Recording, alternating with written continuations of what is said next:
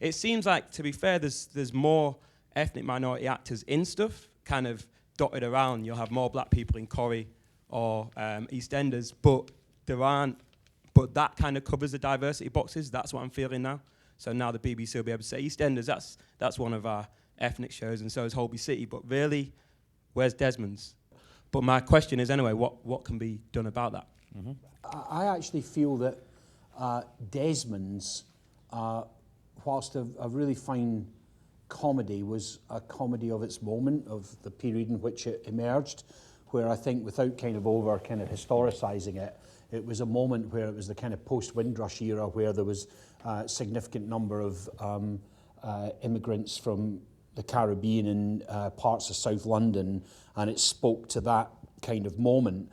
But it's a moment that's, I think, profoundly changed in the last 20 to 30 years. I think that if you look at the ethnic and cultural makeup of the UK now in its major cities, it's changed profoundly. And then if you were to kind of move on again and look at something like, for example, Educating Yorkshire is a really good example, where almost half the cast of the classroom and the people and the kids that are in it are Asian. I think there's a massive challenge because television has to really, especially public service television, has to really speak to everyone in the land. Certainly at Channel 4 there was a huge amount of support for that, a huge amount of risk taken on the show. Yeah.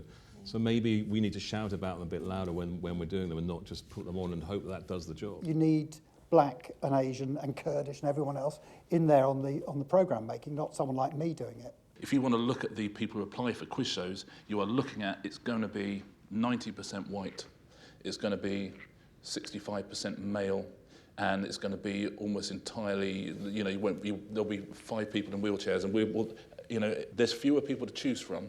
But the more that we put those people on the screen, actually the next series you get a few more people applying.